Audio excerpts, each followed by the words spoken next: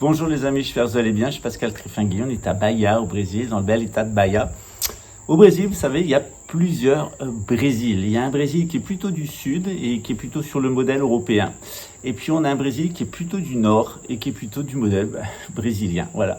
Il y a deux populations ici. Il y a une population qui est principalement de sang indien, indigène, avec un apport des blancs, un apport des noirs. C'est une population qui généralement est bien intégrée dans son environnement. L'état de Bahia, c'est le 7e état le plus riche du Brésil. Il a absolument de tout. Ça va des mines de diamants jusque aux conserveries de poissons, jusqu'à la haute technologie et la fabrication de voitures, des usines Toyota. Et puis il y a le sud du Brésil, et généralement dans le sud du Brésil, on rencontre des gens qui veulent faire du Brésil une nouvelle Europe, un peu sur le modèle de l'Argentine. Ils ont un peu la mentalité de ce qui s'est passé en Argentine, c'est-à-dire que les Argentins ont exterminé la population indigène, il ne reste personne, et ils ont exterminé la population noire de différentes façons, notamment en l'affamant et en rendant infâme la couleur le fait d'être métisse. Alors ça a beaucoup appauvri l'Argentine, cette monoculture hystéro-hispanique, latine. Le Brésil est un pays qui à lui tout seul fait 60% du PIB de l'Amérique du Sud. Même si c'est le pays le plus grand, la situation de l'Argentine, elle est complètement anormale. À l'heure actuelle, vous allez voir, il y a de grandes opérations de sauvetage destinées à l'Amérique du Sud. Il est grand temps de s'occuper de l'Amérique du Sud, qui souvent a été maintenue dans l'arriération culturelle volontairement pour l'exploiter par les États-Unis, mais aussi par les Européens. Les Européens avaient tout à fait intérêt d'avoir un Brésil et une Amérique du Sud faible dans laquelle ils pouvaient aller se servir et leurs grandes multinationales pouvaient aller se servir. Bolsonaro a véritablement été le pic de cette espèce d'incapacité de population européenne blanche à s'intégrer en Amérique du Sud, à profiter de l'expérience des indigènes. Ici, c'est plus de 12 000 ans de civilisation, ici peut-être même plus 100 000 ans, 400 000 ans on dit dans certaines découvertes archéologiques. Et donc dans le sang des indigènes ici, il coule des civilisations très très glorieuses, des civilisations de l'Amazonie, la civilisation de São Paulo, avec des pyramides qui étaient équivalentes à celles des pyramides d'Égypte. On a oublié tout ça, parce qu'ici, il y a eu un immense rouleau compresseur qui est arrivé, et ce rouleau compresseur, il est latin. Il y a eu un rouleau compresseur latin, espagnol, portugais, italien. Donc le Portugal et l'Espagne ont été des puissances coloniales, mais on peut dire que l'Amérique du Sud a connu une espèce d'infestation génétique édomite par la population italienne, qui est très importante ici, d'origine italienne, et qui ne s'est jamais intégrée. C'est le cas de Jair Bolsonaro, sa famille est depuis 4 générations au Brésil, et il a demandé la nationalité italienne, et il est en fuite vers l'Italie parce qu'il n'y a pas d'extradition vers le Brésil, et parce qu'il ne s'est jamais senti brésilien. Son objectif, c'était de s'installer ici, de faire fortune, et de lui qui était le pauvre de Venise, de la Vénétie, de retourner en Europe les poches cousues d'or. On va voir à la suite que c'est un mauvais plan. C'est un plan de bandit. Et qu'ici, il y a une merveilleuse civilisation qui est en train de se former dans un merveilleux pays avec des gens merveilleuses. Et souvent, on est concentré sur les difficultés du Brésil, les difficultés d'intégration des Noirs à Rio de Janeiro dans les favelas, les difficultés d'intégration des Blancs qui se réfugient dans des quartiers de haute sécurité dont les enfants sont complètement déconnectés du Brésil, qui vont faire leurs études aux États-Unis ou en Europe. Donc une population complètement paranoïaque, et puis une large partie de la population brésilienne, 90% de la population, qui n'a pas voix au chapitre. Voilà, et c'est de cette population-là dont j'avais envie de vous parler aujourd'hui. Pourquoi ? Parce qu'on va parler du christianisme. On est en plein cours de gnose chrétienne. Vous allez voir, et on voit dans le cours de gnose chrétienne, qu'à travers les propos de Jean-Luc Mélenchon, comme les propos d'Emmanuel Macron, comme les propos de Jean-Marie Le Pen et de Marine Le Pen, c'est du christianisme. Et même derrière le christianisme, c'est du judaïsme. C'est-à-dire que les propos de Marine Le Pen, de Jean-Luc Mélenchon et d'Emmanuel Macron sont en réalité des propos de juifs apostats. On est en pleine apostasie du christianisme et du judaïsme, c'est-à-dire de la tradition prophétique venue d'Abraham.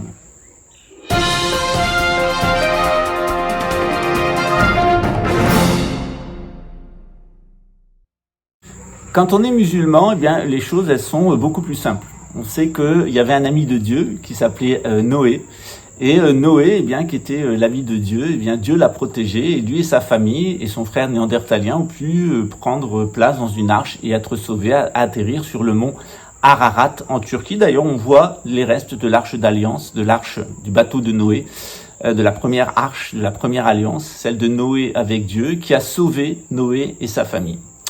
Et après Noé, qui est le premier des croyants, le premier des soumis à Dieu, donc le premier des musulmans, eh bien, il va avoir différentes branches. Noé va avoir 3 fils, Sem, Japheth et Cham.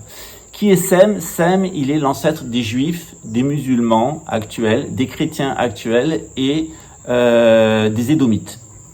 Japheth, il est l'ancêtre de tous les peuples des côtes. C'est toute l'Eurasie, tout le continent américain, tous les peuples qui ont navigué tout autour des côtes. Eh bien, ces gens-là, ils sont japhétiques.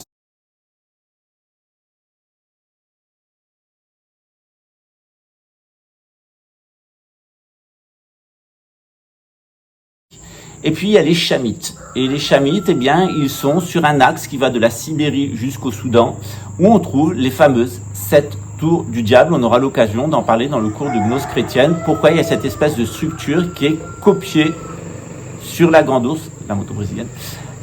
Pourquoi il y a cet axe qui est copié sur la Grande Ourse? Pourquoi ça tourne autour? Et pourquoi cet axe est satanique? Pourquoi ces 7 tours sont en rapport avec 7 anciennes civilisations? Pourquoi là, dans ces tours-là, eh bien, il y a des sorciers, des magiciens noirs qui viennent? Pourquoi est-ce qu'ils s'habillent en femmes? Pourquoi est-ce qu'ils pratiquent la sodomie? Pourquoi est-ce qu'ils se droguent? Pourquoi ils font ces invocations? Pourquoi il y a un lien particulier avec le gaz et avec le pétrole et les failles du sous-sol? Et pourquoi, eh bien, dans l'islam, on considère qu'ils sont en communication avec des êtres invisibles, des êtres visibles dans le sous-sol et invisibles quand ils sont autour de nous, qui s'appellent les djinns ou les génies. Et toute la proposition de l'islam, eh bien, c'est de rester soumis à Dieu pour avoir des révélations et de l'intellectualité. Ça vient d'en haut et ça va vers le bas. Et de ne pas être soumis, en réalité, à des informations qui viennent du sous-sol, qui viennent de la mémoire, ce qu'on appelle les génies, les djinns, le mémoriel. Parce que là, eh bien, il y a des choses qui ont fonctionné dans le passé, il y a des choses qui n'ont pas bien fonctionné. C'est ce qu'on appelle l'arbre de la connaissance du bien et du mal. Donc, on a un arbre de vie qui vient depuis le haut. Les Juifs le représentent sous la forme, eh bien, de l'arbre des séphirotes, l'arbre de la Kabbale. Mais cet enseignement est une toute petite partie de l'enseignement d'Osiris, qu'on appelle la graine et la fleur de vie, et notamment une structure géométrique qui génère de l'énergie, qui génère de la vitalité, de la vie et de l'intelligence, qu'on appelle le cube de Métatron. En 2020, vous savez que j'ai fait plusieurs émissions en anglais avec Rémi Selmar, et merci à lui à nouveau pour ses chansons que j'ai largement utilisées sur ma chaîne en 2019 et en 2020. Et on a fait quelques émissions ensemble sur les crop circles, les circles, les agroglyphes. Et je lui ai fait remarquer dès 2019, et j'étais le premier à le faire remarquer, que on avait 3 types d'agroglyphes. On avait des complètement fantaisistes et publicitaires, on avait des maladroits, et puis on en avait d'autres qui étaient réalisés soit par des humains, soit par des non-humains. Je voulais pas trancher sur cette question-là, mais qui étaient réalisés à partir du cube de Métatron et qui donnaient de l'information et qu'il était tout à fait possible de comprendre cette information en utilisant la Kabbale et en utilisant le cube de Métatron, notamment. Et c'est ce qu'on va voir dans notre cours de gnose juive. On a au mois de juillet un cours de gnose kabbalistique. Et là, eh bien, vous allez voir, on va étudier 2 traditions. La tradition égyptienne d'un côté qui a donné, eh bien, la Kabbale, notamment, c'est-à-dire la graine de vie, la fleur de vie, le temple de Saqqara, et ensuite la Kabbalah et la tradition juive, puis la tradition chrétienne et la tradition occidentale, notamment maçonnique. Et de l'autre côté, alors elle est plutôt basée sur les lettres, et de l'autre côté, on a une tradition qui est plutôt basée sur les nombres, et qui s'est déplacée vers la Chine à partir du centre primordial de l'Himalaya, des vallées de l'Indus, et qui s'est déplacée vers la Chine. Et là, on a une tradition qui est le Tao Te Ching. Dans le cours de Kabbale juive, on va parler de la tradition primordiale à partir de l'archéomètre de Saint-Hyacinthe. On verra que d'un côté, vers la Chine, on utilise les nombres, et de l'autre côté, vers l'Égypte, on utilise les lettres. Donc, on va voir la science des lettres, l'astrologie, et la science des nombres, qui est la numérologie. La science des lettres, on l'appelle aussi Gematria, ce qui a donné le mot grammaire. Dans cet ensemble de courses, qu'est-ce que j'essaye de vous faire remarquer? Eh bien, j'essaye de vous faire comprendre la situation actuelle de déclin de l'Occident. Pourquoi est-ce que l'Occident est devenu qui il est, le 7e empire satanique prophétisé par le prophète Daniel? Et pourquoi, à l'intérieur de ce 7e empire satanique, eh bien, il y a un peuple en particulier qui a joué un rôle très important, un peuple sémite, c'est les Édomites. Et pourquoi les Édomites sont devenus le plus pervers possible le jour où ils ont rencontré des Khazars ayant les connaissances des Juifs, mais ayant apostasié les règles morales. C'est Réré et Ninine. Réré, c'est le gros imbécile violent édomite rempli de gènes néandertaliens, rouge, blanc de peau, avec la grosse tête, etc., et violent.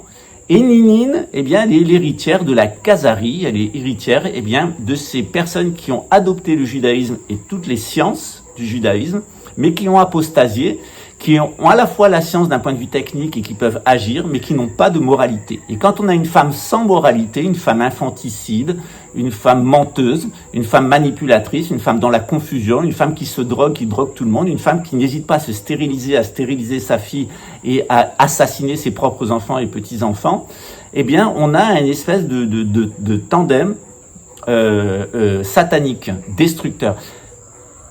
Comme vous le savez, notre projet, eh bien, nous avons notre temple et notre projet, il est le reflet du travail dans le temple. C'est-à-dire que quand le travail est bien fait dans le temple, eh bien, l'éco-village fonctionne bien. On a des gens à Rio qui ont très bien travaillé, ils sont maintenant en voie de l'éco-village. On a des gens ici à Bahia qui ont très bien travaillé, qui sont sur la voie de l'éco-village. On est assez discret sur ce qu'on fait parce qu'on est emmerdé par le renseignement luxembourgeois. Vous le savez, notamment parce que le ministre de la Défense, ancien directeur de la Sécurité intérieure, qui est un édomite, un pédophile, un trafiquant de drogue et un assassin, avait commandité mon assassinat pour protéger un des directeurs de la Sécurité intérieure qui se tapait sa fille mongolienne et une série d'empaleurs homophobes, de pédophiles dans son entourage. L'intérieur de la police luxembourgeoise est particulièrement pourri. Voilà.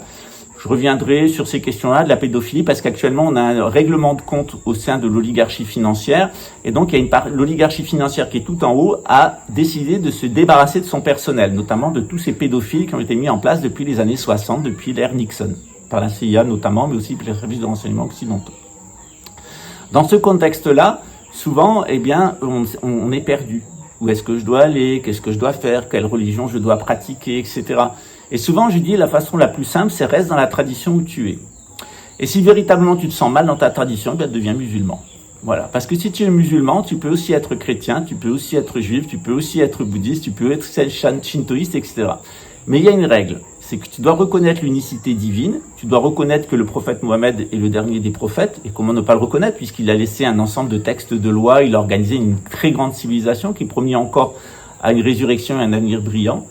Et on peut, dans le cadre de cette tradition, tout pratiquer en corrigeant les défauts de chacune des traditions, notamment le principal défaut qui est l'idolâtrie, c'est-à-dire se prosterner devant des idoles. Il y a souvent des gens qui comprennent pas que se prosterner devant une statue du Bouddha, du point de vue du bouddhisme, c'est une attitude erronée. Le Bouddha a demandé qu'il n'y ait aucune représentation, aucune relique, et on voit bien que l'enseignement du Bouddha n'a pas été respecté depuis 2500 ans et que la plupart des écoles bouddhistes sont tombées dans l'idolâtrie. Il y a peut-être une exception qui est le zen, où normalement dans le zen il n'y a aucune représentation, mais on construit quand même des gigantesques Bouddhas. L'objectif du bouddhisme, c'est pas de rendre un culte à des statues. L'objectif du bouddhisme, c'est d'atteindre l'éveil. C'est aussi ce qu'on vous propose dans notre temple, eh bien, c'est d'atteindre l'éveil. Et pour ce faire, eh bien, on doit déboulonner. On doit déboulonner toutes les idoles. Et la première idole qu'on a à déboulonner, eh bien, c'est notre ego. Et à notre époque, eh bien, la plus grosse idole, le plus gros facteur d'asservissement de la population, c'est deux éléments. C'est l'État, qui est véritablement une idole sanguinaire, et d'autre part, tous les gens lâches, tous les gens médiocres, tous les gens tyranniques, tous les gens bêtes, tous les gens insatisfaits qui ne veulent pas vivre leur existence et qui vont travailler pour l'État pour se mettre en sécurité. Donc on a deux cancers qui rongent le monde, l'État et les fonctionnaires. Ça ne veut pas dire qu'on ne doit pas avoir une organisation, une res publica, une organisation publique. Ça ne veut pas dire qu'on ne doit pas aussi avoir des serviteurs de la population. Mais la structure actuelle, eh bien, avec un État laïque et avec des fonctionnaires qui sont des gens haineux, qui systématiquement sont en position de criminaliser la population, qui pensent systématiquement que la population est de mauvaise foi et qu'elle doit être asservie parce qu'ils ont envie de se mettre en sécurité auprès d'une autorité, On est dans ce qu'on appelle l'expérience de Milgram. L'expérience de Milgram, il y a 60% des gens qui sont prêts à assassiner, à aller jusqu'à la mort pour servir l'État à partir du moment où ils sont déresponsabilisés. L'État, c'est une machine à déresponsabiliser les gens et à recruter des gens irresponsables pour mener des politiques qui sont complètement irresponsables du point de vue de la civilisation, du point de vue de l'environnement, du point de vue de l'agriculture, de l'artisanat, etc. C'est l'irresponsabilité totale, tout simplement parce qu'il y a une personne juridique, une personne morale, et au nom de cette personne morale, tout le monde se déresponsabilise en faisant les pires horreurs et comme étant unique réponse, celle qui est souvent donnée à Luxembourg, c'est l'État, là, avec le ça, parce que ça passe bien sur le système vagal, là. Voilà. Donc, il y a des gens qui sont des gens lâches, qui sont des gens irresponsables, et en face d'eux, ils ont des gens qui sont totalement tyranniques.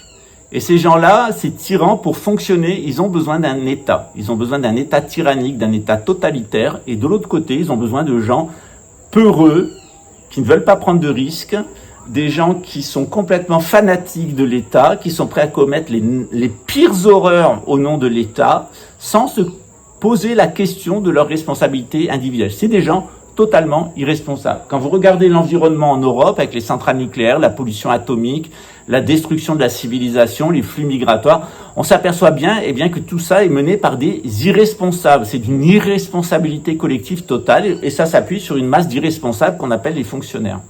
De l'autre côté, de l'État. De l'autre côté, on a des gens qui ont intérêt à cette situation pour s'enrichir, monopoliser le pouvoir, s'enrichir au maximum et imposer leur lignée familiale. C'est ce qu'on appelle les 13 Illuminati Bloodlines, les 13 lignées d'illuminés. Voilà. Au sommet duquel il y a la couronne britannique avec la complicité du Vatican. Ce système-là, il s'est imposé, il essaye de s'imposer mondialement, mais on voit bien qu'il arrive à sa fin. Il y a des oppositions partout, il y a des oppositions collectives et il y a des oppositions individuelles. Dans les années à venir, on va avoir un effondrement du modèle occidental, un effondrement de l'Occident, c'est la fin, et on va voir renaître partout des structures traditionnelles. Donc même si on passe par un moment difficile, on a un bon moment qui nous attend derrière, et il faut se préparer pour ce bon moment. Et ma façon de vous aider à vous préparer pour ce bon moment, c'est de vous mettre à l'abri, d'abord dans notre temple pour vous mettre à l'abri psychologiquement, et puis ensuite dans nos éco-villages pour vous mettre à l'abri physiquement. Mais vous pouvez le faire de votre côté, vous pouvez étudier tout seul de votre côté ou avec nous, et vous pouvez aussi vous mettre à l'abri face à la situation qui est en train de se préciser, c'est-à-dire une troisième guerre mondiale avec la Russie. Il faut être aveugle pour pas l'avoir compris. Donc on est à votre disposition. On est à votre disposition pour vous enseigner et vous permettre de vous trouver par le thème astral et par l'enseignement de la gnose. Et puis on est aussi à votre disposition pour vous aider à vous placer sur la Terre à un endroit où vous allez être en sécurité. Vous pouvez rester en France et être en sécurité. On a tout un corpus de prophéties en France avec des grands mystiques qui nous indiquent où on peut se mettre à l'abri et où on ne sera pas soumis à la pollution chimique, atomique, migratoire et génétique qui est en train de se mettre en place. Voilà. Pour cela, il faut sortir de la peur, il faut sortir des grandes frayeurs, et puis il faut être adulte et il faut se montrer responsable. On peut aussi choisir de fuir, d'être complètement irresponsable et de penser que l'État va régler tous les problèmes, qu'il y aura même un État mondial qui gérera les problèmes de tout le monde. C'est un grand leurre, il n'y aura pas de gouvernement mondial, ça ne marchera pas et les États vont tous disparaître.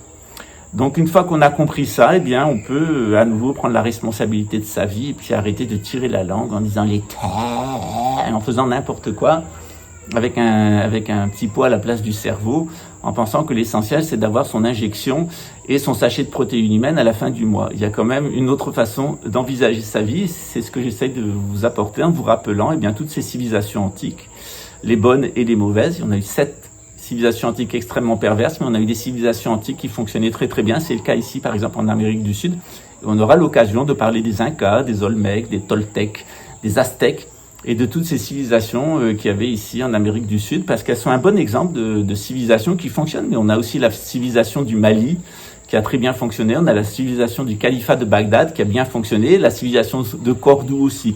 Encore faut-il s'intéresser à l'histoire et de voir que toutes ces civilisations anciennes qui ont bien fonctionné, elle fonctionnait sur un modèle. Ce modèle, il reviendra de toute façon, il sera à nouveau d'actualité parce que c'est le modèle voulu par Dieu, c'est le modèle naturel, et que le modèle actuel, qui est un contre-modèle, qui est un modèle complètement stupide de gens irresponsables, politeurs, eh bien ce système-là n'a aucune chance de survivre. Le petit portugais des écoutes luxembourgeoises devra retourner à Trás-as-Montes s'il survit au traitement médical qui lui a été fait ces derniers mois, ce qui reste encore à démontrer. À très bientôt, ciao. Alors, si vous voulez vous positionner, vous, individuellement, eh bien, demandez votre thème astral synarchique. Il y a 3 semaines environ d'attente. Et puis, si vous voulez, après vous êtes positionné, vous, par rapport à vous-même, connaître la situation dans laquelle on est et d'avoir une idée de ce qui va se passer et de comment y échapper, eh bien, prenez les cours de gnose. Il y a plusieurs niveaux de difficulté, de 0 à 5. Ce sont des cours qui s'enchaînent, mais qui peuvent être pris individuellement et indépendamment, puisque à chaque fois, de toute façon, on fait une représentation générale de la vision gnostique du monde, de l'être et de l'histoire. On parle de l'espace, la façon dont il s'administre, on parle du temps, la façon dont il s'administre avec la grande année cosmique astrologique de 26 000 ans. Et puis, cet espace-temps, on le rapporte à l'être humain et son mode de fonctionnement, esprit, lié à la spirale cosmique, âme, nos pensées et nos émotions, et notre corps, notamment les 2 aspects de notre corps, un aspect à proprement parler vital, subtil, qui est force et forme, et puis un aspect de notre corps qui est à proprement parler mémoriel, c'est ce que la Bible appelle l'argile. Et puis cet aspect vitalité, c'est ce que la Bible appelle le souffle. Et bien c'est ce qu'on voit à travers ces cours, et ils vous permettent eh bien, de vous positionner et de trouver un sens à votre existence. Vous avez aussi une autre possibilité, c'est d'accepter d'être des animaux sociaux. C'est ce que font la plupart des gens. Ils sont des animaux sociaux, des animaux de l'État. Et eh bien, on verra bien ce que l'État mondial a décidé qu'il voulait 500 millions de bestiaux et qu'il y a 7 milliards et demi de personnes qui devaient passer à la trappe. Alors, c'est à vous de savoir si vous voulez continuer à être des animaux sociaux de l'État, et vous allez bien voir où ils vont vous amener, ou si vous voulez être des êtres responsables qui considèrent que la terre est le royaume de Dieu, que Dieu est le roi de la terre et qu'il a des mandataires sur terre et que on peut tous contribuer à l'harmonie sociale, à l'harmonie universelle, à l'harmonie naturelle sans peur. On n'a pas besoin de se cacher, de devenir complètement irresponsable en se mettant à travailler au service de l'État. Voilà. Hélas, entre Rome et Londres, eh bien entre la Babel londonienne et puis la Rome et sodomite, eh bien il y a la capitale du satanisme dont va aussi sortir à contrario un grand pape et un grand monarque, c'est Luxembourg. Mais tant que Luxembourg n'aura pas été rayé de la carte, vous ne serez pas libre.